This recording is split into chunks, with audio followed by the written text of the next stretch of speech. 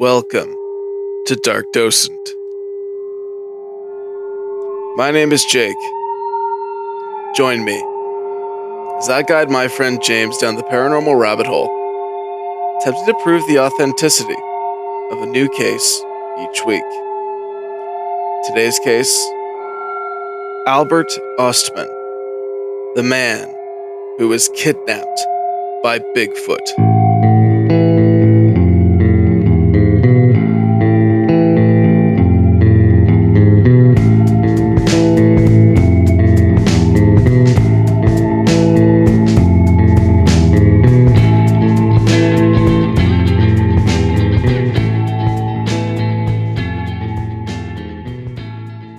How you doing today, James? I'm a little bit sleepy. When aren't you sleepy? Around the time I have to go to bed, normally. Fair enough, I understand. I am not sleepy because I've been researching so much. And I've got something for you today that'll either blow your mind or completely ruin my credibility. Or possibly both. Could be both. It could blow my mind how dumb it was. I think that's what we're aiming for today. Perfect. I got a story for you. We're going back to 1914 in Arnäsvall, Sweden. Albert Ostman is a 20-year-old Swedish man who has a big goal in life. He sees himself doing greater things, being a true explorer to the new frontiers of the world that have not been seen by mortal eyes. He's decided that he is going to travel to North America. So he goes to Glasgow, Scotland for a boat to New York City. And after 10 years of traveling throughout North America, he found a place that he loved more than anywhere else. A place that reminded him of home, but also of something completely new. Vancouver, British Columbia. At the time, Vancouver was a place for lots of Scandinavian immigrants. Lots of people actually don't realize that. Lots of people from Finland, Denmark, Norway, Sweden, all found homes around the coastal islands and British Columbia itself. So he actually knew some people that are already settled there. And he found a town that reminded him almost perfectly of his home. And that was Bowser on Vancouver Island, British Columbia. So this is now 1923. And he's been kind of a journeyman, working several different jobs. Construction, lumber work, general labor, wherever he can get a job. His more main goal of this is exploration and seeing new things. But he didn't refer to himself as any of these names. He referred to himself as a prospector. He was here for the gold, and he had heard several stories of several lost gold mines in the BC region, even though this is about 50 to 70 years after the prime years of the gold rush in British Columbia. One of these mines actually caught his attention. There's allegedly one outside of Lund, BC, in the mountains near Mount Waddington. When he went there, he heard a story that there used to be an old drunk man who would go up into the mountains and come down every few days with a big bag of gold. He would apparently blow all of this gold in about 2 nights at every bar in town, and then go back up into the mountains for a few weeks and come back down with another bag of gold. This man never told anyone where he was finding it, and usually because when he was in town, he was either slurred drunk or just wasn't saying anything to anybody. However, one day, the old man went back up into the mountains, and he never returned. When Ostman was learning about this story, many people in town thought he could have tripped and fallen. There's lots of high peaks near there. And simply died off a cliff. He could have been eaten by a bear. Lots of wild animals around there. Or he could have simply gotten lost and perished via exposure. The weather's very extreme there, and it's not hard to die. However, the First Nations of the area disagree with all of this. They don't think he was eaten. They don't think he fell. They don't think he died of exposure. The First Nations thought he was taken. Where this man was heading was where the natives dare not tread. For it was the territory of the Sasquatch. Now, Ostman had never heard of the Sasquatch. He had absolutely no idea what this thing was. Ostman's native guide began to tell him what the Sasquatch were. He described them as tall, hairy people who lived in the mountains, but do not consider them animals. They are more human than you might think. Now, Ostman immediately blew off these stories. He said these were nothing but folklore and nonsense, and natives were just trying to scare him out of the area. To this dismissive response, his guide said, quote, "There may not be many, but they still exist." Ostman reached where he was going before he would trek on his own. He told his guide to meet him back here in 3 weeks' time. So he began to make his way up the mountains. He's carrying a backpack that's like 60 to 80 pounds of gear, and he would spend every day hiking up, finding deer trails towards whatever peaks he could see as he was traveling to the base of the mountain. Every day, he'd spend all day hiking, and before it got dark, he would find an area, dig down till he found spring water, and then settle there for the night. He did this for the next few days, and he was traveling deeper and deeper and deeper into the woods. But he was also trekking further and further into the territory of the Sasquatch. Until one day, he found a perfect spot. It was flat and open with enough tree coverage for a shelter. And he decided that this is where he was going to set up camp for the next few weeks and prospect from here. He was about 25 miles out of town, and he figured this could have been where the old man was finding the gold. So he sets up camp, hangs his bag up on a pole. He's an avid outdoorsman, he knows what to do, and he sets up a tent with a sleeping bag. He goes to sleep, excited for what the next day could bring to him. But when he woke up, he found all of his stuff had been rummaged through. Self-admittedly, Albert was a heavy sleeper, so he wasn't too surprised. But he thought it was just like maybe a porcupine that knocked something over and went through his bag. He decided to load his gun for the next night and keep it in the tent with him, because he was actually kind of excited that he could make some, quote, porky stew out of the porcupine. When he woke up the next morning, things weren't just rummaged. Things were missing and flipped around. The bag that he had left on the pole, about 10 feet in the air, had been turned completely upside down, with all of his provisions missing. Now, a porcupine would not climb a pole and flip a bag, and he didn't think it was a bear either. Bears are a lot more violent. They would destroy the whole camp. They wouldn't be so picky and choosy with what they rummaged through. This seemed more meticulous. Again, the next morning, the same thing happened. More things rummaged through, even though he tried to prepare it so that nothing could be done. Put more things on poles higher up. Things are still reaching it. He thinks the worst. And what he thinks is somebody followed him out to find the gold. And once he did find it, they were going to kill him and take his spot. So he sets up his camp, and he makes a visual map of where everything is and writes it all down in his journal. He drives a pickaxe into a nearby tree so that if someone is rummaging through the camp, he can run out, grab the pickaxe, and swing with it as he's running. He puts his rifle, boots, and knife in his sleeping bag with him, and he had no intention to sleep that night. Unfortunately, he did. Next thing he knows, he's being woken up by being lifted into the air. He didn't know where he was or what he was doing. He was like one of those sleeps where, like, almost if you wake up from anesthetic and you're trying to get all of your bearings together.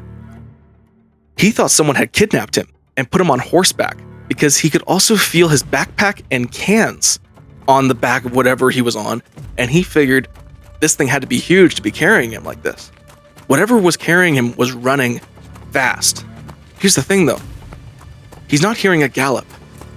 He's hearing bipedal steps, like somebody's running. And this thing is going way faster than what do you think a horse could do carrying all this stuff. As this thing's running, he can feel the bag getting dropped and dragged on the ground, picked back up. He can feel himself going up inclines and down declines. He is incredibly uncomfortable, and he can only see a little opening above him where his head would have been in the sleeping bag.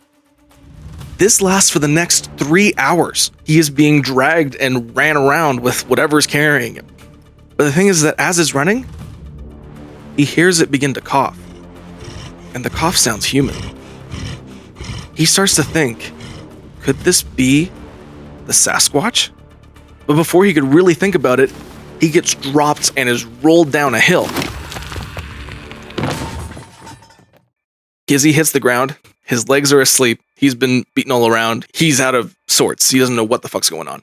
He's also in like a strange position because his gun and his knife and his boots were all pressing on him in weird fashions as he was being carried. As he begins getting his bearings, he hears language, but not English. He grabs his rifle and slowly slips out of his sleeping bag and says, "What do you fellows want with me?" As he looks up, he sees 4 tall, hairy beings in front of him. James, have you heard of Albert Ostman? The man who was kidnapped by Sasquatch. No, I don't believe I have.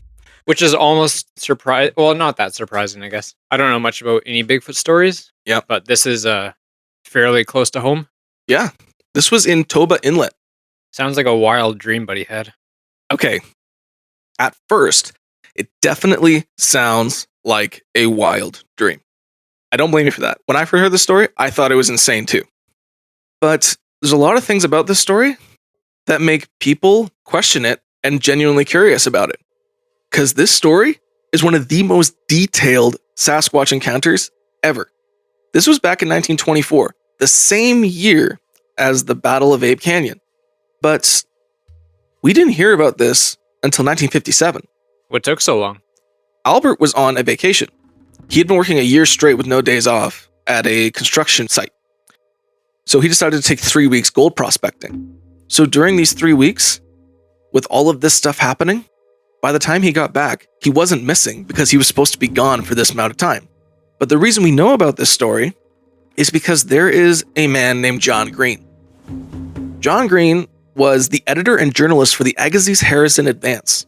He was actually a prominent journalist at the time, but in the 50s, he started hearing stories about Bigfoot because people started getting footprints in the Northern California area. That's when Bigfoot started to blow up. And then he was like, well, that sounds very similar to what the First Nation around here call Sasquatch. He was a hard skeptic. This did not exist. There is no wild men of the woods. However, so many people started coming forward with their stories and with footprints and with evidence that he started to look into it. Even though he was skeptical and didn't believe it, he figured these stories could lead to something else, or maybe he could debunk it. And that's when he heard about Albert Ostman. Albert's an old man now, but John Green went to his house in Fort Langley and had an interview with Albert Ostman. Not only did he have an interview with him, but he had the journals with a list of everything that happened. Not necessarily what happened, but the things he had on his trip. It all aligned with how the story went. So we're going to do something a little different today, James. All right. Normally, I kind of just tell you a story, and I use my own words and do it that way. Yeah. This story is so detailed. I want to tell you it verbatim from Albert Ostman himself. That way you don't miss any little thing about it. Because the detail in the story is what makes it so fascinating to skeptics and believers alike. Because right now, the only thing skeptics say is it didn't happen because this is fucking insane. Fair point. Very fair point. But they don't really have anything to disprove it. Because he was in the area, and this all lined up time-wise. And for believers, a lot of this does line up for Sasquatch-related activity. So John Green was the one who sat down with Albert Ostman. Sorry, did you say how John Green found out about it? He started investigating Sasquatch and different stories around, and that's when people were like, have you heard Albert's story? Yeah, because I imagine Albert would have probably told at least a couple people. A couple people, but also he kept quiet mostly. What got Albert to really come out is the fact that so many other people were reporting Sasquatch in the late 1950s. Right. He was like, well, if other people are seeing it, maybe I won't be taken as crazy, because it started to be put out into the news. So that's when Albert came forward with John Green and had this interview. And John Green was a skeptic in the 50s, but became one of the most well-renowned Sasquatch researchers not only in British Columbia, but in all of North America. He actually went on from this to become a full-time Sasquatch researcher, finding footprints, writing books. He went all in on Bigfoot. And he's an actual journalist who actually tried to debunk and investigate claims. He also became the mayor of Harrison, BC. Oh, this is pretty interesting, which is the Bigfoot capital of British Columbia. The more you know. It's all coming together. It's all coming together. Do you think he is a Bigfoot? No. Okay. I actually have a picture of John Green in one of these books here. If you want to see him, he's on the cover. Because I think he said, Bigfoot can shapeshift? It is largely believed among the Native Americans that Bigfoot could shapeshift. I don't think he can shapeshift. I just think he's a big, dark mass in the woods, and it's a heavily wooded area, and it's really easy to camouflage. This is John Green. An older fellow in that picture holding two casts of footprints. Yes. From this point forward, we can analyze the story and talk about the story, but I'm going to be quoting Albert Ostman verbatim. Okay. Some of his language is definitely dated, so if I do say anything that sounds slightly discriminatory, that is why. I will mostly try to avoid it, though. It is a product of its time, quoted verbatim. Yes. It was getting lighter now, and I could see them quite clearly. I could make out forms of 4 people, 2 big and 2 little ones. They were all covered with hair and no clothes on at all. I could now make out the mountains all around me. I looked at my watch. It was 4:25 a.m. It was getting lighter, and I could see the people clearly. They looked like a family. An old man, an old lady, and 2 young ones, a boy and a girl. We have a whole Bigfoot nuclear family here. The boy and the girl just seemed to be scared of me. The old lady did not seem too pleased about what the old man dragged home. But the old man was waving his arms and telling them all what he had in mind. They all left me then. I had my compass and my prospecting glass on strings around my neck. The compass in my left-hand shirt pocket and my glass in my right-hand pocket. I tried to reason my location and where I was. I could see now that I was in a small valley or basin about 8 or 10 acres, surrounded by high mountains. On the southeast side, there was a V-shaped opening about 8 feet wide at the bottom and 20 feet wide at the highest point. That must be the way I came in. But how will I get out? The old man was now sitting near this opening. I moved my belongings up close to the west wall. There were 2 small cypress trees there, and this will do for a shelter for the time being, until I find out what these people want with me and how to get away from here. I emptied out my pack sack to see what I had left in line of food. All my canned meat and vegetables were intact, and I had 1 can of coffee. Also, 3 small cans of milk, 2 packages of Rye King hardtack, and my butter sealer half full of butter. But my prunes and macaroni were missing. Also, my full box of shells for my rifle. I had my sheath knife, but my prospecting pick was missing, and my can of matches. I only had my safety box full, and that held only about a dozen matches. That did not worry me. I can always start a fire with my prospecting glass and the sun when the sun is shining, if I have dry wood.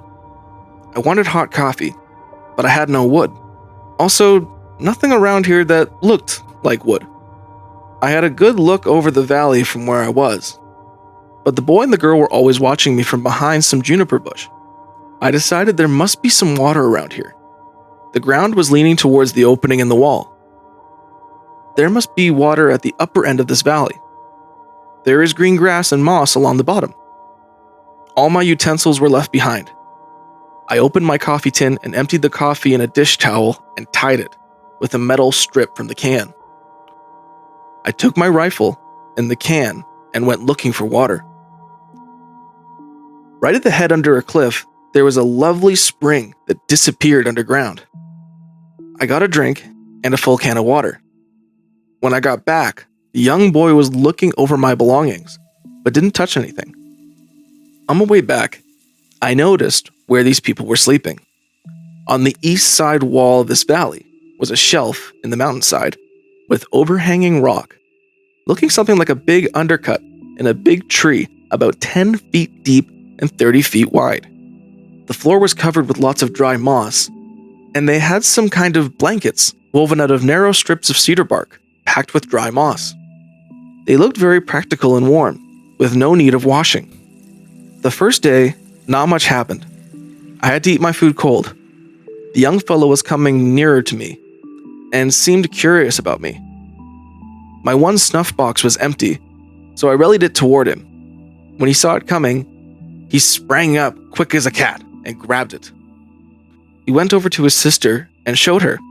They found out how to open and close it. They spent a long time playing with it.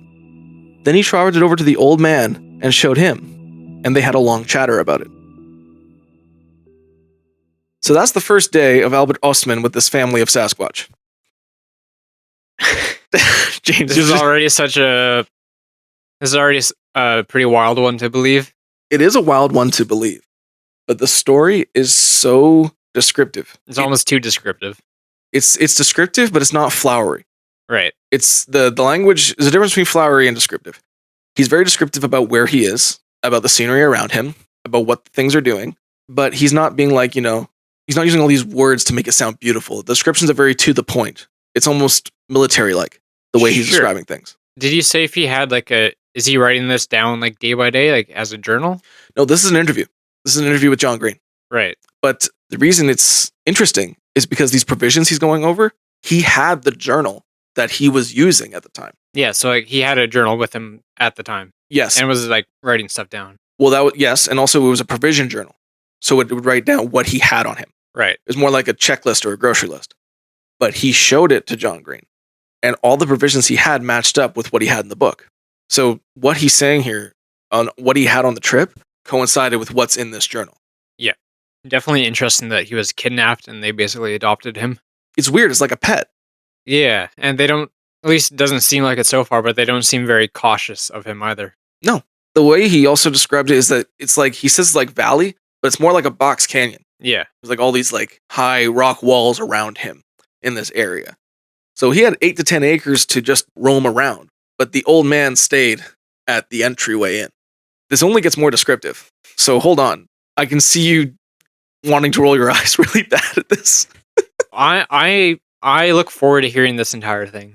This, if nothing else, like Alice in Wonderland would be a great story. Okay, well then I'll continue.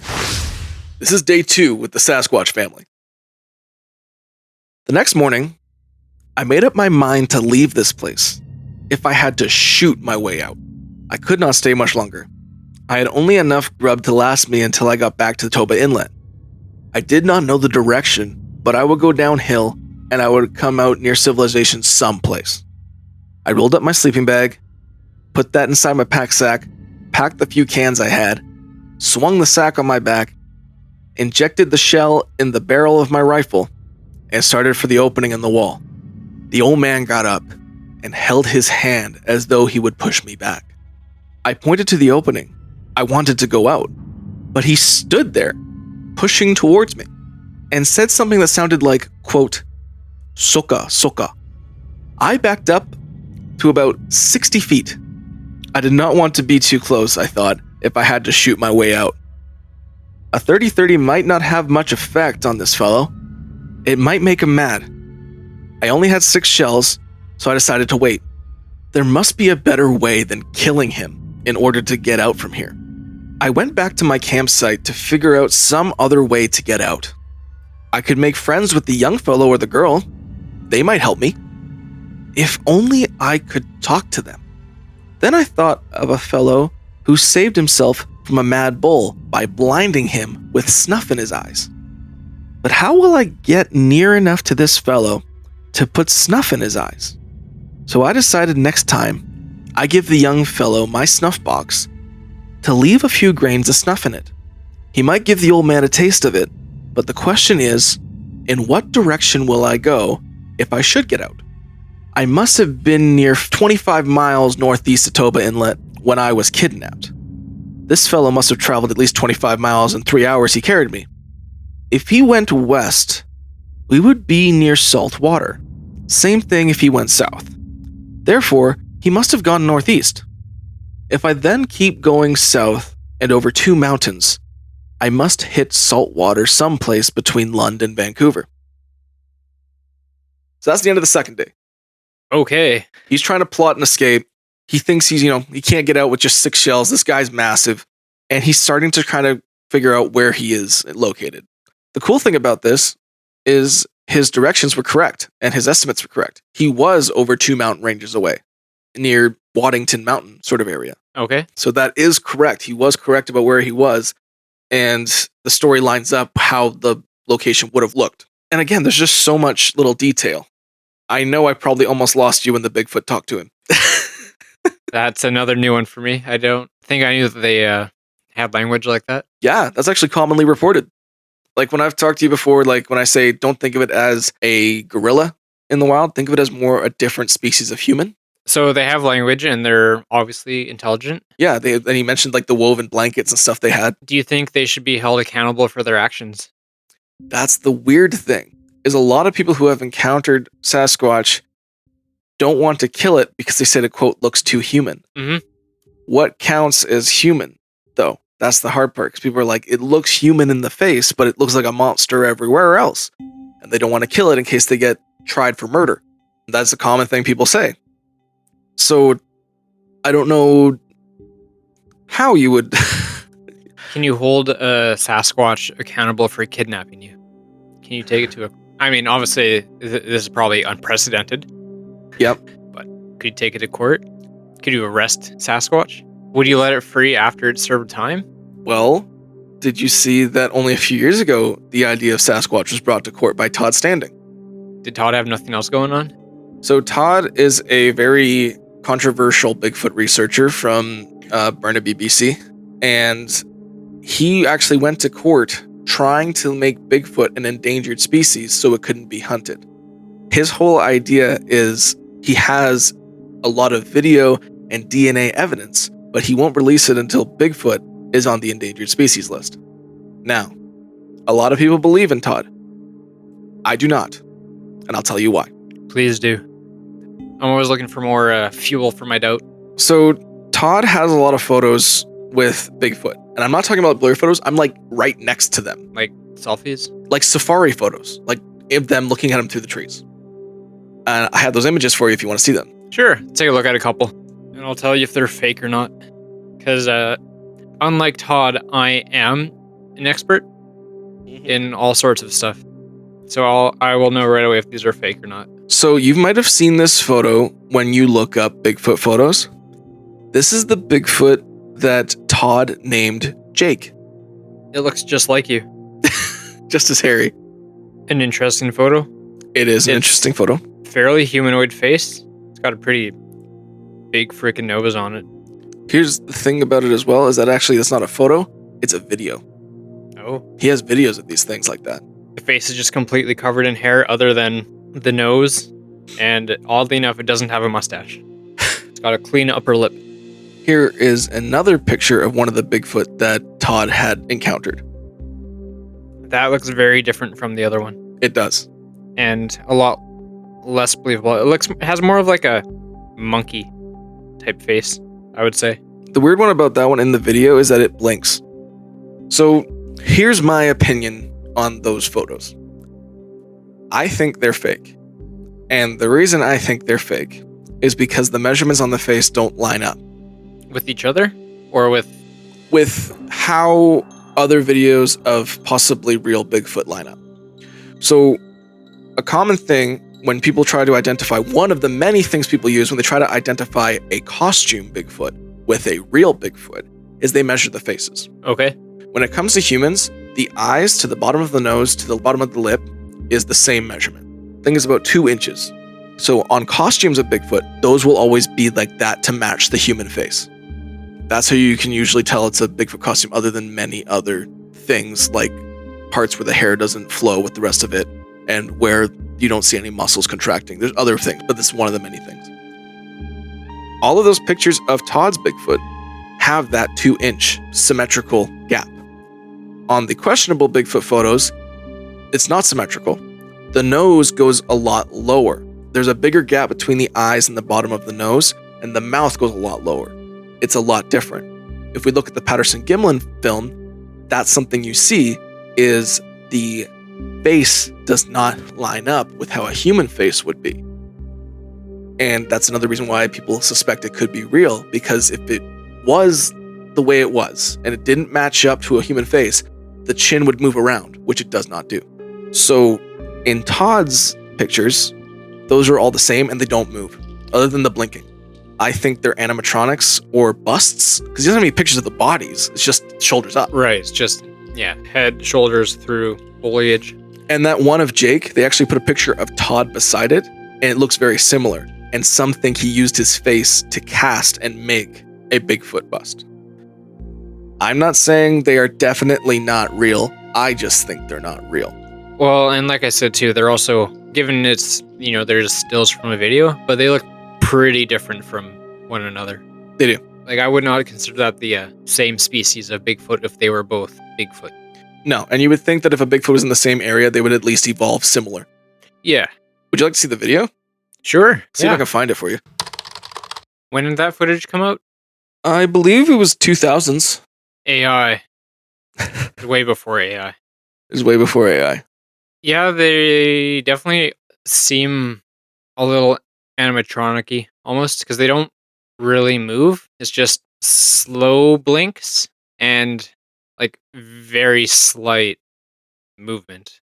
The facials remind me of Ewoks from Star Wars. This video also showed a Bigfoot running up a hill, and it looked like a man in a suit trying to run up a hill. Yeah, Todd's Bigfoot videos I highly doubt, and I've seen a few of them, and the one thing I always look for the legs. Yeah, well, you think if you're already videotaping one, you could videotape it until it moves. Yes. I also think it's weird that he wants it to be on an endangered species list, but he won't release the evidence until he can get it on the endangered species list. I'm like, if you want it on the endangered species list, why don't you just release the evidence? Yeah, especially, prove it's real. Mm-hmm. Maybe it's not even endangered. Like, maybe. Who the hell knows? No one knows it's real yet. Yeah. If you have the proof, probably release it before you get hit by a car or something. Well, I told you also they have a video of comparing Todd's face with Jake's face. Yep. This is that video of that. That was a video of Todd's face, and then it's slowly getting overlaid over the Bigfoot's face. There is no direct side by side before that, so it's hard to actually see one and the other, which I can probably find, or you can probably find. It's just gradual like that. It could be easy to kind of trick the eyes too, being that gradual, kind of like those Animorph books. Like a kid turns into a butterfly over like 4 stages, but that kid looks nothing like a butterfly. Here they are split in half, okay, and then put together. Yeah, it still kind of looks like him. Yeah, I'm highly skeptical of Todd. And then that other Bigfoot just looked not real. It looked like an Ewok to me. Yeah. Didn't look like a Bigfoot. Beady black eyes. Yeah, those are creepy, by the way. It looks creepy to me. Yeah, it does look very creepy. It's got beady black eyes and like a kind of like an exposed face, or like a light short hair around the face, like some monkeys have. Yeah, like a macaque. Yeah. So this is the 3rd day with the family of Sasquatch. Again, I am reading this verbatim from the interview with Albert Ostman from John Green. The following day, I did not see the old lady till about 4 p.m. She came home with her arms full of grass and twigs and all kinds of spruce and hemlock, as well as some kind of nuts that grow in the ground. I have seen lots of them on Vancouver Island. The young fellow went up the mountain to the east every day. He could climb better than the mountain goat. He picked some kind of grass with long, sweet roots. He gave me some one day. They tasted very sweet. I gave him another snuff box with about a teaspoon of snuff in it. He tasted it and then went to the old man. He licked it with his tongue. They had a long chat. I made a dipper out of a milk can. I made many dippers. You can use them for pots too. You can cut 2 slits near the top of any can, and then cut a limb from any small tree. Cut down back of the limb down the stem of the tree, then taper the part you cut from the stem. Then cut a hole in the tapered part, slide the tapered part into the slit you have made with the can, and you have a good handle on your can. I threw one over to the young fellow. He was playing near my camp. He picked it up and looked at it. Then he went to the old man and showed it to him. They had a long chatter. Then he came to me, pointed at the dipper, then at his sister. I could see that he wanted one for her too. I had other peas and carrots, so I made one for his sister. He was standing only 8 feet away from me. When I had made the dipper, I dipped it in water and drank from it. He was very pleased, almost smiled at me. Then I took a chew of snuff, smacked my lips, and said, "That's good." The young fellow pointed to the old man and said something that sounded like, "Ook." I got the idea that the old man liked snuff, and the young fellow wanted a box for the old man. I shook my head, motioned with my hands for the old man to come to me. I do not think the young fellow understood what I meant. He went to his sister and gave her the dipper I made for her. They did not come near me again that day. So now he's making tools for them. Yeah. Yeah. So he made little cups for water. Yeah. Which they were amazed by. He was dipping his peas and carrots in it and showing it to them, and they seemed to be amazed by it. Do you think this is all just random detail he's making? I wouldn't say random. If he was making up, it would be based off of stuff that he would have had with him, doing stuff they did know how to do. So it's still possible he's making it up, of course. It is. It is. The part that's just cool is that it does match with his provisions, with what he had on the trip. And it's so out there for a story. It's just a crazy story. No, it's just nuts. Yeah. But he's stayed with the family for almost up to a week.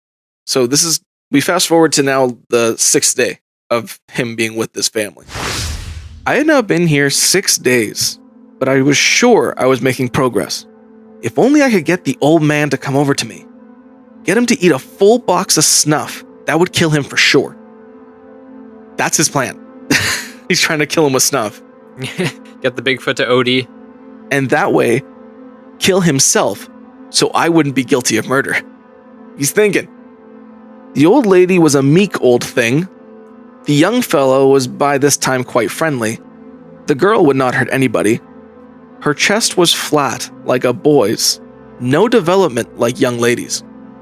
I am sure if I could get the old man out of the way, I could easily have brought this girl out with me to civilization. But what good would that have been? I would have to keep her in a cage for public display. I don't think we have any right to force our way of life on other people. I don't think they would like it. The noise and racket in a modern city they would not like any more than I do. The young fellow might have been between 11 to 18 years old, and about 7 feet tall, and might weigh about 300 pounds. His chest would be 50 to 55 inches. His waist, 36 to 38 inches. He had wide jaws, narrow forehead that slanted upward around the back about 4 or 5 inches higher than the forehead. The hair on the head was about 6 inches long. The hair on the rest of the body was short and thick in places. The woman's hair on the forehead had an upward turn like some women have. They call it bangs among women's hairdos. Nowadays, the old lady could have been anything between 40 to 70 years old. She was over 7 feet tall, and she would be about 500 to 600 pounds. She had very wide hips and a goose-like walk. She was not built for beauty or speed. Some of those lovable brasiers and uplifts would have been a great improvement on her looks and her figure. The man's eye teeth were longer than the rest of the teeth, but not long enough to be called tusks. The old man must have been near 8 feet tall. Big barrel chest and big hump on his back. Powerful shoulders. His biceps on the upper arm were enormous and tapered down to his elbows. His forearms were longer than common people have, but well proportioned. His hands were wide. The palm was long and broad and hollow like a scoop. His fingers were short in proportion to the rest of his hand. His fingernails were like chisels. The only place they had no hair was inside their hands and the soles of their feet and upper part of the nose and eyelids. I never did see their ears. They were covered with hair hanging over them. If the old man were to wear a collar, it would have had to be at least 30 inches. I have no idea what size shoes they would need. I was watching the young fellow's foot one day when he was sitting down. The sole of his feet seemed to be padded like a dog's foot, and the big toe was longer than the rest and very strong. Does that foot description line up with other stuff you have heard about Bigfoot? This all lines up perfectly with what everyone else has seen. The slope of the head is very, very prominent, and the padded foot on the Bigfoot is what you see in the Patterson-Gimlin film that gives it that authenticity. Right. This all lines up to what other people see. And the big toe longer than the rest of the foot, that's another thing that's commonly talked about as well, especially in like larger tracks. In mountain climbing, all he needed was his footing for his big toe. They were very agile. To sit down, they turned their knees out and came straight down. So sitting like crisscross applesauce almost. To rise, they came straight up without help of hands or arms. I don't think this valley was their permanent home. I think they moved from place to place, as food is available in different localities. They might eat meat, but I never saw them eat meat or do any cooking. I think this was probably a stopover place, and the plants with sweet roots on the mountainside might have been in season this time of the year. They seem to be most interested in them. The roots have a very sweet and satisfying taste. They always seem to do everything for a reason, wasted no time on anything they did not need. When they were not looking for food, the old man and the old lady were resting. But the boy and the girl were always climbing something, or some other exercise. A favorite position was to take hold of his feet with his hands and balance on his rump, then bounce forward. The idea seems to be to see how far he could go without his feet or hands touching the ground. Sometimes he made 20 feet. So, this is extremely descriptive. Very much so. And when you asked earlier about was this consistent with other Bigfoot, yes it is. The slope of the head to a point is very consistent with other Bigfoot sightings. Is it similar to a gorilla head? With the crest? Yeah. Kind of, yes, I'd say so. That's another thing people look at with the anatomy of a Sasquatch. Mm-hmm. That crest of a head is common in apes. Humans obviously do not have this. And when you see in Bigfoot costumes, they put that point on the head. Yeah. But it wiggles around a bit. It's not firm. Ew. Yeah. But if you were to watch it, other videos of Bigfoot videos that are legit, that stays solid. It doesn't wiggle around. Another thing that he mentions is the long forearms. Long forearms and having the hands go way down the legs, that's another Bigfoot thing that you see in other videos, like the Patterson-Gimlin footage. The hand goes way down. Do you think Bigfoot's just another type of gorilla? No, I think it's another species of human. You think it's more closely related to humans than other apes? Yes. No, I think these things are smart. I think that's the thing is humans are very narcissistic no matter if you are or not. They all have a very self-thinking as a species that we are better than a lot of other things on this planet. I think Bigfoot or Sasquatch are smart as us, very wise in their nature. I think they know they shouldn't come near us. And if we go back to other cases of Bigfoot, one that we looked at, the Battle of Ape Canyon, remember, they didn't call them animals. They called them people or another tribe, the Siatic tribe. The same thing here. These natives said they are not animals. Do not consider them animals or monsters. They are people. There's the big, hairy, different species of people. I'm of the firm belief that Sasquatch is just another species of person. There is some theories that Bigfoot are Nephilim, but we will get into this on another day. That is... That's a wild theory I've not heard. And that's why Bigfoot come from the stars and they could be aliens, because they're actually angels coming down from the skies. And here I was thinking they were interdimensional beings. That counts. They also think that that's tied in with Nephilim things. We're not getting into that today. I don't think they could be all of the above, though. We're not getting into that today. Fine. The way he's describing, though, these things are things that haven't come out with other Bigfoot videos and evidence and sightings until later. The padded feet is a big one. In the Patterson-Gimlin film, we see the padded foot. That was a big thing for discovery. Like when people look at that, like that doesn't look like the bottom of a suit. That looks like a padded foot for an animal.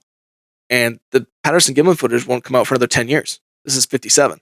It's crazy how in-depth the description of these creatures are, to the point of what they do for fun. The young guy grabbing his feet and bouncing on his ass for as long as he go without using his hands to stop himself. Again, just strange amount of detail in this story. Yeah. If it was to be fake. Like, it's just... And if it is fake, how does he know so much about Bigfoot anatomy that we don't know yet at this time? I mean, he could be the one that made it. No, this is like from other guys analyzing video, and like Jeff Meldrum, who we've talked about before. Yeah. Being like, this is possibly a real creature because of this, this, and this. This stuff hadn't come out yet about that. No, but that's what I mean is he could have started it. Possibly. But the thing is that people analyzed other videos. Like, people didn't all know about Albert Ostman. Of course, this was a news story back in the 50s, especially in BC. But it's anatomically correct to what an animal would look like if it did exist.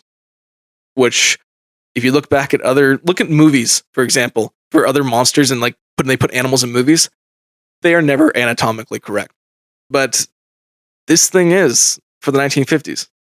I just think it's crazy that he had this much knowledge and this much description, being just a construction worker, lumberjack type of guy. He could describe an international explorer and gold miner. Yes, but he's not an expert in anthropology, but he's describing it, and it is anatomically correct to what the real animal would be, which is an insane detail to have if this is fake. Because this is back in 24, right? But he's telling it in 57. Right. And then the actual anatomical research of what the Bigfoot could be didn't come out till years after this. So just another detail that's crazy to have if it's fake. I remember many years ago we were supposed to go on like a camp trip hike, look for Bigfoot thing. Too bad we never did that. We still can. We still can, absolutely. What do you say that plateau is called? Forbidden Plateau. Forbidden Plateau. Yeah, I was talking about going to Forbidden Plateau. Sounds like a nice inviting place. So now he's starting to question, why did they take me and why haven't they done anything with me yet? And now he's trying to figure out, again, like he needs to get out of here. But he's questioning a lot of things. I'll continue. Please do. But what do they want with me? They must understand I cannot stay here indefinitely. I will soon have to make a break for freedom. Not that I was mistreated in any way. One consolation was that the old man was coming closer each day and was very interested in my snuff. He was watching me when I take a pinch of snuff. He seems to think it useless to only put it inside his lips. One morning after I had my breakfast, both the old man and the boy came and sat down only 10 feet away from me. This morning, I made my coffee. I had saved up all dry branches I found, and I had some dry moss, and I used all the labels from the cans to start a fire. I got my coffee pot boiling, and it was strong coffee too. And the aroma of the boiling coffee was what brought them over. I was sitting eating hardtack and plenty of butter on, and sipping coffee. And it sure tasted good. I was smacking my lips, pretending it was better than it really was. I set the can down that was about half full, and I intended to warm it up later. I pulled out a full box of snuff and took a big chew. Before I had time to close the box, the old man reached for it. I was afraid he would waste it. I only had 2 more boxes. So I held onto the box, intending him to take a pinch like I had just done. Instead, he grabbed the box and emptied the whole box into his mouth. He swallowed it in one gulp. Then he licked the box inside with his tongue. That's got to be disgusting. After a few minutes, his eyes began to roll over in his head. He was looking straight up. I could see he was sick. Then he grabbed my coffee can that was quite cold by this time, and he emptied that into his mouth. Grounds and all. That did no good. He stuck his head between his legs and rolled forwards a few times away from me. Then he began to squeal like a stuck pig. I grabbed my rifle and I said to myself, this is it. If he comes for me, I will shoot him plumb between the eyes. But he started for the spring. He wanted water. I packed my sleeping bag with a pack sack with the few cans I had left. And the young fellow ran over to his mother, and she began to squeal. I started for the opening wall, and I had just made it. The old lady was right behind me, chasing after me. I fired one shot at the rock over her head. I guess she had never seen a rifle fired before. She turned and ran inside the wall. I injected another shell into the barrel of my rifle and started downhill, looking back over my shoulder every so often to see if they were coming. I was in a canyon and good traveling, and made a fast time. Must have made 3 miles in some world record time. I came to a turn in the canyon, and I had the sun on my left. That meant I was going south, and the canyon turned west. I decided to climb the ridge ahead of me. I knew that I must have 2 mountain ridges between me and the salt water, and by climbing this ridge, I would have a good view of this canyon, so I could see if the Sasquatch were coming after me. I had a light pack and was making good time up this hill. I stopped soon after to look back to where I came from, but nobody followed me. As I came over the ridge, I could see Mount Baker. Then I knew I was going in the right direction. I was hungry and tired. I opened my pack sack to see what I had to eat. I decided to rest for a while. I had a good view of the mountainside, and if the old man was coming, I had the advantage, because I was above him. To get me, he would have to come up a steep hill. And that might not be easy after stopping a few 30-30 bullets. I had made up my mind that this was my last chance, and this would be a fight to the finish. I rested here for 2 hours. It was 3 p.m. when I started down the mountainside. It was nice going. Not too steep, not too much underbrush. When I got near the bottom, I shot a big blue grouse. She was sitting on a windfall, looking right at me, only 100 feet away. I shot her neck right off. I made it down the creek at the bottom of this canyon. I felt I was safe now. I made a fire between 2 big boulders, roasted the grouse. Next morning when I woke up, I was feeling terrible. That gunshot probably said right where he was too. My feet were sore from dirty socks. My legs were sore. My stomach was upset from the grouse that I ate the night before. I was not too sure I was going to make it up the mountain. I finally made it to the top, but it took me 6 hours to get there. It was cloudy visibility for about a mile. I knew I had to go downhill. After about 2 hours, I got down to the heavy timber and sat down to rest. When I could hear a motor running hard, at times, then stop. I listened to this for a while and decided the sound was from a gas donkey. Someone was logging in the neighborhood. I told them I was a prospector and was lost. I did not like to tell them that I had been kidnapped by a Sasquatch, as if I told them, they would probably have said he is crazy too. The following day, I went down from this camp on Salmon Arm Branch of Seashell Inlet. From there, I got the Union boat back to Vancouver. That was my last prospecting trip, and my only experience with what is known as Sasquatches. I know that in 1924, there were 4 Sasquatches living. It might only be 2 now. The old man and the old lady might be dead by this time. And that is the story of Albert Ostman. That was honestly a pretty exciting story. It's pretty interesting, huh? It was. Thoroughly enjoyed it. Yeah, I know you probably thoroughly enjoyed it, and I'm glad you did, but you probably think it's a good story. He definitely could be a creative writer. Maybe, but again, this was all spoken verbatim to John Green. It's a very controversial story because, again, it's a story told in 1957, based in 1924. Yeah. But he didn't come out with it in 1924. He kept it quiet because he was embarrassed and he thought no one would believe him. The provisions that he said he lost and all the things that he had talked about that he had at camp, he did have, and he had a provision journal to show that he did have it. The description of all the Bigfoot anatomy is very on point and very detailed. And the verbiage of the story isn't very flowery, it's more to the point and descriptive in a blunt way, not in a creative writing way. What's your opinion so far of the story? I wonder if it could have been like a mixture of a fever dream and too much snuff. Too much snuff, eh? Hey, maybe. Although I've never tried snuff, I don't know. It wakes you up a bit, but I got no idea. It's ground up tobacco. It's fermented, and it's for sniffing or putting in your lip. Yeah, it's kind of like a more extreme, concentrated, and dangerous version of smelling salts. Yeah. And it was definitely more common back then. Not so much now. But Ate the wrong mushroom.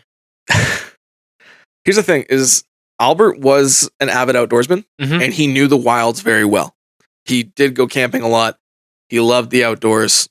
Very experienced outdoorsman. Yep. And so he wouldn't make a mistake with something like that. He did know stuff like that. Yeah, and you said too he was able to basically gather his surroundings pretty easily. Yes. Has he pointed out on a map where he was?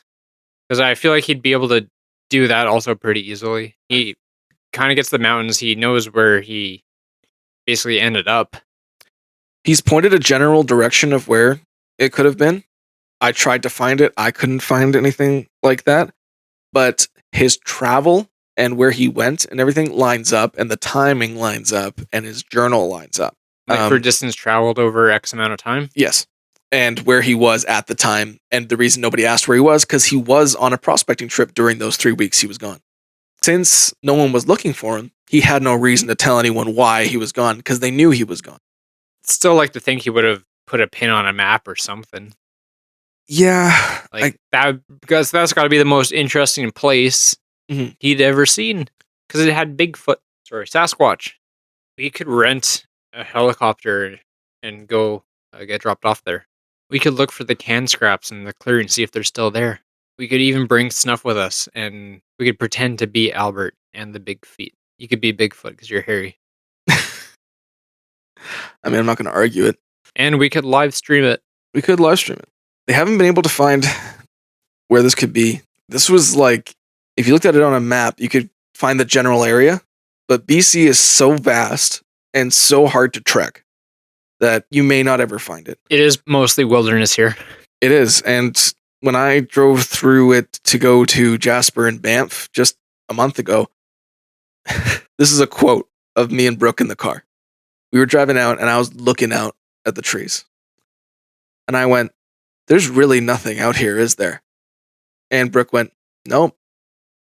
And there was silence. And I went, there's got to be a fucking Bigfoot somewhere. Because it is just nothing in trees. And it's really easy to hide if you got an extremely small population that is intelligent. Well, if they have language, you'd think they always have to teach it to each other. Yeah. So there's got to be a few of them around. And they have these woven blankets and stuff they're talking about. The thing is that people do find structures in the woods that they can't explain, where trees have been knocked over and brought up and looking like nests. I know it sounds ridiculous. I've seen lots of homeless people's structures in the woods before. They're usually accompanied with a blue tarp, though. Yeah, it's not a blue tarp thing. It's like these massive trees all pulled over in like a cross. But the thing is that those have been seen more as warnings. Like, this is Bigfoot territory, don't come in here, and they don't cross it. I actually can find you a picture of those if you want. Oh, sure. This is one of the quote-unquote Bigfoot structures that people find in the wilderness. It definitely looks intentionally made. Here's one of some really big, thick trees that would be really hard for a human to do. Oh, and I would describe that photo as, they're not very big trees, but there's a bunch of trees just kind of leaning all into each other, almost like a teepee type thing. Yeah. But not quite. Just a small handful of trees all kind of leaning in towards a point. Yeah. And lots of people claim that it doesn't look like structure for them to live under. It looks more like a warning. Here's another image of another Bigfoot structure. Same sort of thing. A bunch of trees in like a teepee formation there. Bigger ones on this one, they look a foot in diameter. Yeah, but people find those all through the woods and they think that they're just Bigfoot warning signs. Because no animal is going to be making something like that. A territory marker. That's what they're thinking. Yeah, definitely nothing to live under. Like it's not shelter by any means. No. Some people do find like a lot of grass and stuff matted down in a strange fashion. It's not like a bear, but like something was collected and matted to make a nest. They find little weird formations like that all the time in the woods that can't be explained. I mean, they could be explained by somebody made this. They can be explained by something made this, but then there's evidence of something lying in it way too big to be a person. And there is actually a cast we have in some mud of a Bigfoot. And the reason they say it's Bigfoot is because the casting of the body looks more humanoid, but big. Why do you think it was laying in mud? They could just be lying down. I don't know. Mud? It's like in a dirt patch sort of thing. I got a picture of the cast if you want. Sure, but I'm having a hard time rationalizing why it would be. They're still mammals. They're still going to get cold and wet.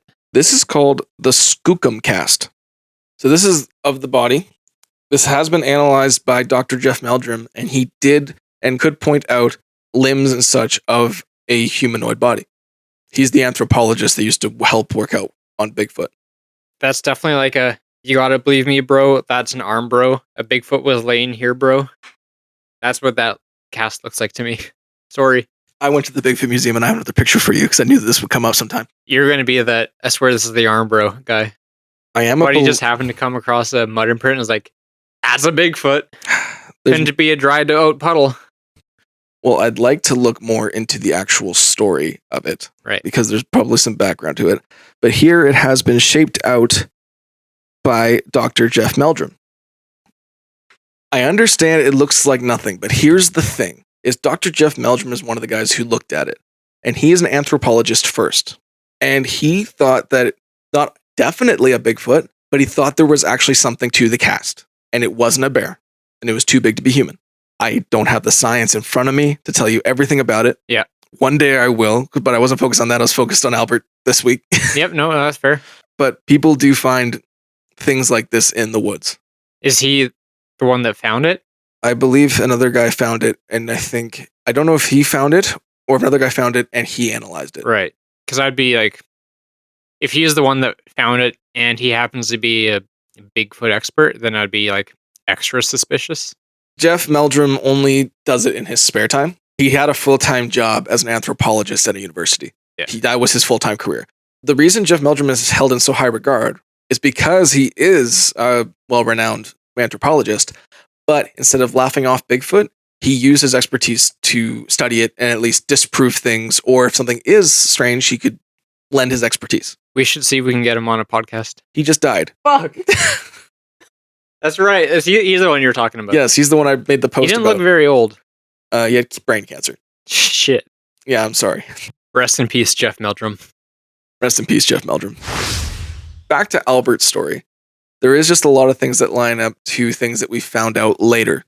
Right. That weren't in the zeitgeist of what we know about Bigfoot. The big part is the description of the anatomy.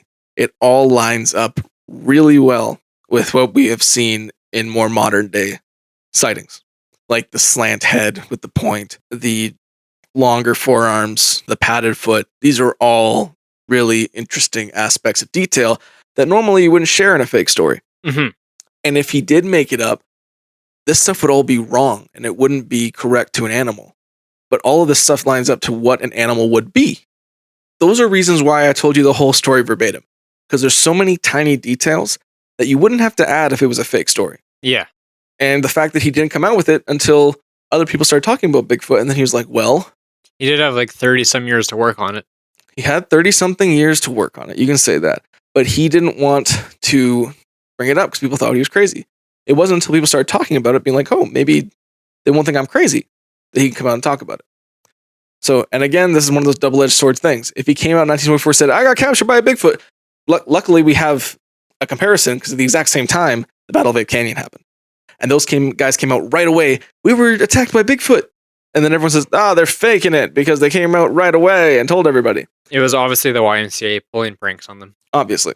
But this guy holds on to his story until he's comfortable enough that, hey, other people are talking about what I saw. Maybe they won't think I'm crazy and they'll give my story a chance.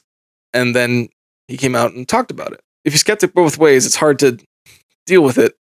But the way he told the story and the amount of detail he put into it, and it lining up to the provisions and how it could be correct anatomically, leads me to believe that I think there is some legitimacy to the story. How are you thinking about it right now? I don't know. It's a bit of a tough one. So the mother was the only one that was chasing after him when he was running out of there, which she scared off with the gun? Yes. And then they obviously didn't catch up with him after. No. Why do you think they kidnapped him in the first place? I don't know. That's the weird thing. So, like, they took him in his sleeping bag out of his tent? Like, Buddy reached and took him out of the tent and then took his supplies as well. Yep. Brought him back to their little hidey hole. Yep. And then just let him do his thing with his supplies. Yeah. I'm curious. Like, it's a wild story. It's just, chock full of questions. Mainly, why? Like, if it is real, then just like, why? What was the goal? He even lit a fire at one point, and they didn't really seem to react to it. He was far away from them. So, like, when he said, like, I wouldn't see this one for a while, he was in a canyon, a rock canyon, or a square canyon. Yeah. That was 8 to 10 acres. Right. So there was a lot of places they could go that was covered in like brush and stuff where he wouldn't see them. And he posted up near the west wall. Yeah. And You that's where he think made the someone would have kind of been eyes on the whole time, otherwise he would have been able to leave. The dad was at the door the whole time, the only way out. Right. So that's why when he tried to go for it, the dad stood up and put his hand out and said, "Soka, soka," trying to stop him. They just kind of let him do his own thing. What I'm kind of curious about is maybe he just had a lot of food, and maybe they thought, he was a good source, like he could get food. Maybe he was a good gatherer or something that could help them. Maybe. But they seem to be doing just fine. They know the roots and nuts to look for, and he said they were intelligent. Yeah. He's eating canned food. Yeah. They obviously, I'm pretty sure, are aware that cans don't grow in the dirt. Yeah. Maybe. Well, that could be another thing, is that he was getting his stuff rummaged through, and his flour and his prunes and all of his canned preservatives were the things being taken. So maybe they just thought he was a source for this. Yeah, could be. Maybe they just this guy's bringing, he seems to have them, they take more, and the guy seems to still have some more. The old man's probably stocking the camp for the few nights. He could be a source for these cans that we like so much. Either that, or maybe they just wanted a pet. Yeah, they could just be sadistic like that. Well, another thing is, in native cultures, they say the Sasquatch takes people. And didn't you say one of the groups of people called them cannibal humans? The Siatic tribe in Washington. Tribe, yeah. Yeah, they were a more violent Sasquatch tribe. Do you think they were just keeping him around to eat him at some point? I have no idea, because they never were malicious with him. No. Other than the guy taking him. They really didn't do anything to him to hurt him. Yeah. They just kind of let him vibe with them. It's a very strange story. Yeah, and so the Sasquatch was running for what he said was like 3 hours with him. He estimated it to be 3 hours. Didn't poke it with a knife, didn't struggle, just sat there and accepted it. Well, the way he got picked up is his body was kind of folded in a weird fashion. Right. So he was kind of like hanging weird, and his rifle was stuck in his side, and his sheath was down by his feet. And I think he could have pulled that trigger and scared it. He did think about that. In the beginning, I used my words to tell the story. Yeah. But he did think about doing that. He grabbed his rifle, and basically he was like, I could pop this guy right now and get moving. But at the time, he was like, well, he thought he was being kidnapped by people. So he's like, I could shoot this horse that I'm on, and it could fall over and crush me. Or, all the guys could see me shoot it, and they just all gang up and kill me anyway. Or I can see where it's going and just sneak off then. He's like, maybe it wouldn't be smart for me to shoot right now. I am at a disadvantage. I am being carried. I'm in a weird position. Yeah. So it is something he thought about. And then once he got out, he saw how big these things were and was like, I don't think my 30-30 will do anything to them. Because it's made for like birds and stuff, right? Yeah. And even when he shot at the old lady at the end, he didn't shoot at her. He shot above her to scare her off, because he thinks shooting her would make you just piss her off even more. So he thought he could just scare her to get her away. Yep. He had his boots with him in the sleeping bag as well. And they had like little cleats on them to help him with hiking. And that was stuck in the side of him the whole way for 3 hours. So when his legs were asleep, it was actually from the boot stabbing into him for 3 hours as he was getting carried. Right. So he was just in a strange position. That's why he didn't do any of that. Well, what an experience that buddy may have had. It is a crazy story. It's the weirdest part of it. Do you have any questions about it? Obviously, I wouldn't be able to answer them, but is there anything you're wondering more about with it? The thing that I mainly question is the veracity of the claims. It does sound like a crazy story, but the amount of detail in this story that can be corroborated time-wise, the provisions that he talks about in the story that went missing and stuff were in his journal that he had. I mean, how do we say that the timeline was accurate though if we don't know where he was? Because he was leaving for a vacation that day. So like the 3-week timeline. Yeah, he was within that time that he was away is when this happened. He did go on that prospecting trip. So we know that. And we have journals to confirm that. Yeah. But I mean, even if it didn't happen, he would have still been able to keep the timeline. Yeah, he could have. Yeah, 100%. It'd almost be more believable if he missed the timeline because he was kidnapped for a week. He was kidnapped for a week, but he was supposed to be gone for 3. So he was still within that time frame. Yeah. And the journals, so the timeline, that's probably the weakest part of the argument of it being real. Yep. But the journals lining up with what he took on the trip, lining up with what's in his story, and not missing a beat. He didn't miss a single aspect of the story. He sold the story several more times. The story did not change. And these things in the story were all there. That's the thing that adds to its veracity, I find. And the final thing that I think is the most interesting part is when he's describing them. The anatomy is correct. It's not how a faker would describe it. How we distinguish the one toe being larger than the others, coming up a little higher. That is common on real Sasquatch footprints.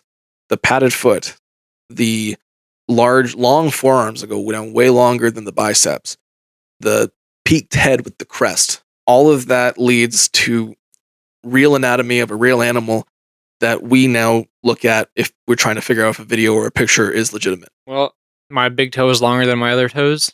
And then a gorilla's, just for example, I'm not saying this was a gorilla, but I'm saying like a gorilla's got a crested head. It's got some long ass arms. Yes. It probably has longer big toes too. Yeah, no, 100%. That's what I'm saying. So, like this... He could be like well read enough to just kind of get kind of the idea of what an ape looks like.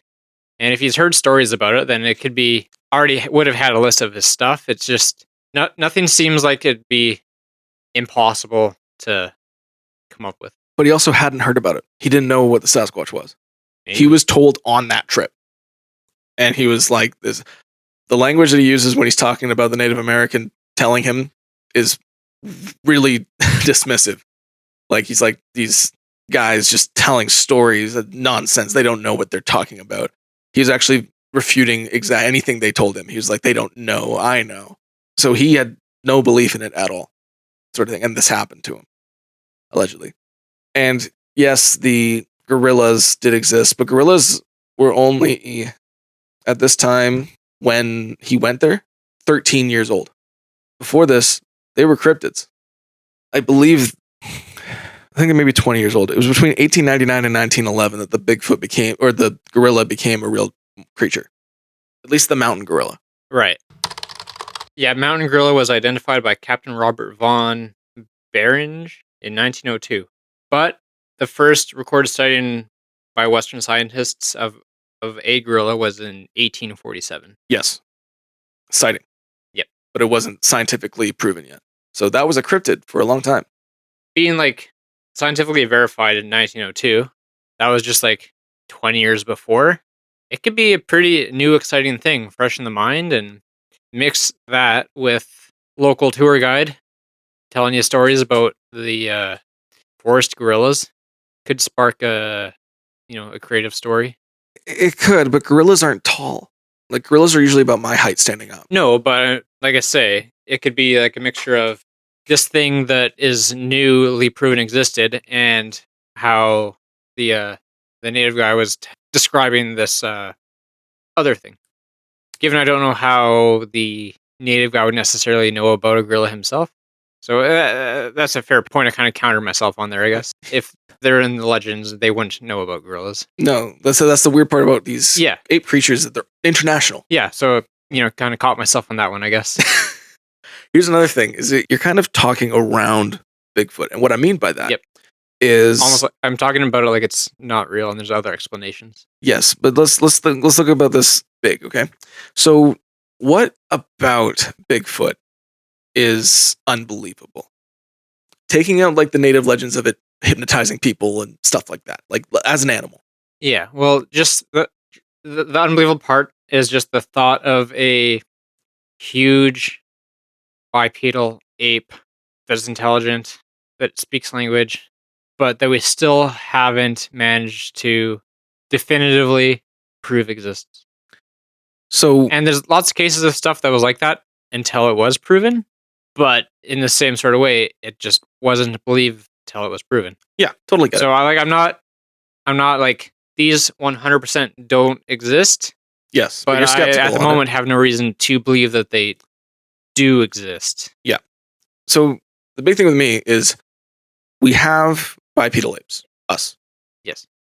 We have hairy apes, gorillas. Yes. We have tall bipedal apes, Andre the Giant.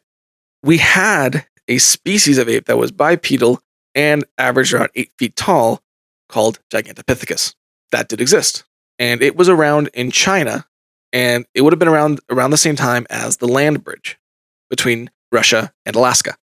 So these things could be more humanoid, but like an ape-like human, and could have followed over the land bridge with the other tribes that came over here thousands and thousands of years ago. And it doesn't line up with how that would travel. I don't think it's that far-fetched to think a gorilla can stand up on 2 feet and be tall. Yeah, well, I'm looking at, obviously, they are all made up pictures, but pictures of Gigantopithecus, and it looks like a cross between a described Bigfoot and a gorilla. Yes. Almost like convenient blend of the two. It's more related to an orangutan. Yeah, it does also look very orangutan-like, you're right. But, yes. But that would also change with evolution. Yeah, oh yeah, of course. And, yeah, they didn't make the trip in a day. Yes. Lots of species, got separated as time goes on and isolated in different areas, and they evolved differently. Yes. That's why we have a horse and a zebra, and they look nothing alike. True. Or actually, they do look a little alike, I guess. Different color schemes, though. Deer are a great example. They're fucking everywhere, and they're all very different, and there's lots of them. And they all were started with one creature that evolved as it traveled throughout different places. Yeah, an amoeba. Exactly.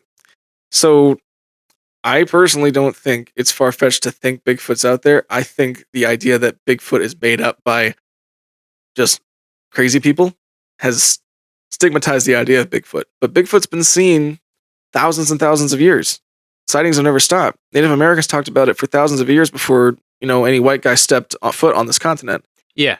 And if there aren't that many, and they are intelligent enough to hide and know how to survive in the woods better than any other creature, I could see them thriving for a long time. And it's not like we don't see them. We have thousands of Bigfoot sightings every year. Well, I'd say if they were thriving, they probably wouldn't have a tiny population. Maybe they're smart enough that they don't need to. That's what I'm thinking. Is like, if they are like us, if they're intelligent, and they're like, we have to hide. If we had a large population of us, these things are taking over. We got to hide more and more and more. Because as people came out this way, more sightings happened. And the Bigfoot had to go deeper and deeper and deeper into the woods. I think the idea of a Sasquatch is very possible. And I think this story, though crazy, is possible. With that, I'm assuming you want to go to conclusions? I think it's time. Alrighty. Let's go to conclusions.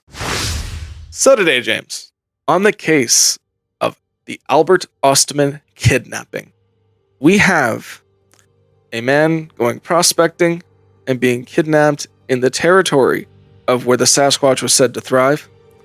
We have a very, very detailed story with journals to back it up and time to back it up.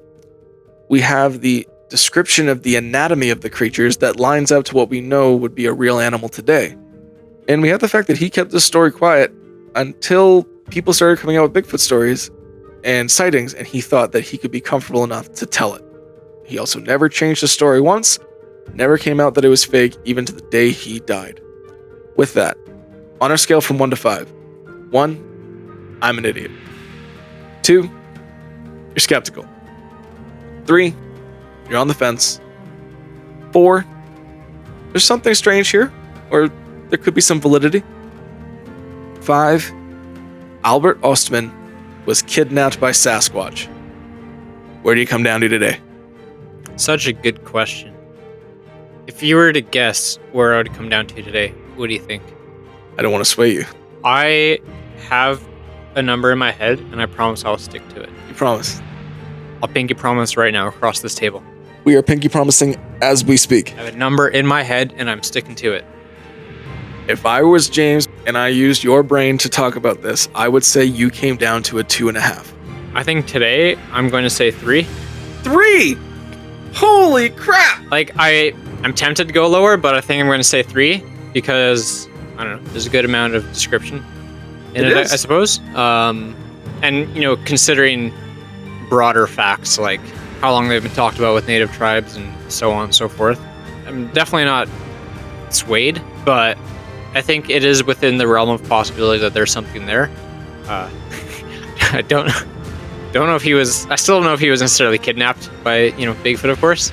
But I think I'm kind of on the fence of all of it. I understand. It's hard because it's an extremely descriptive story, and it all lines up, but there's no evidence, and that's the hardest part. Yeah.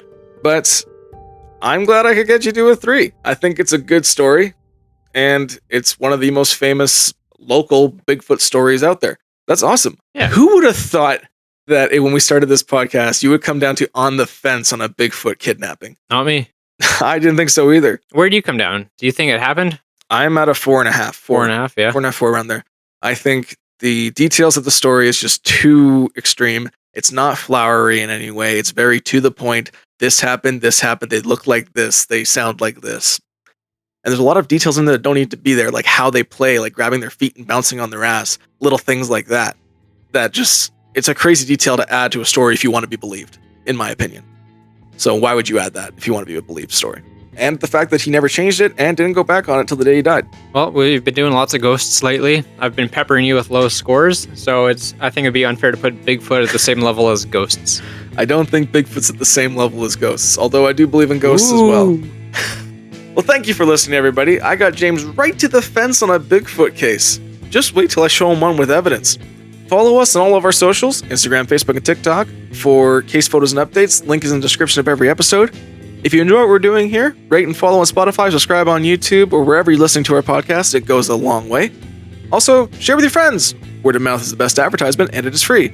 And if I missed anything, or if you have any recommendations of what case we should do, you can email us at darkdosandpod@gmail.com.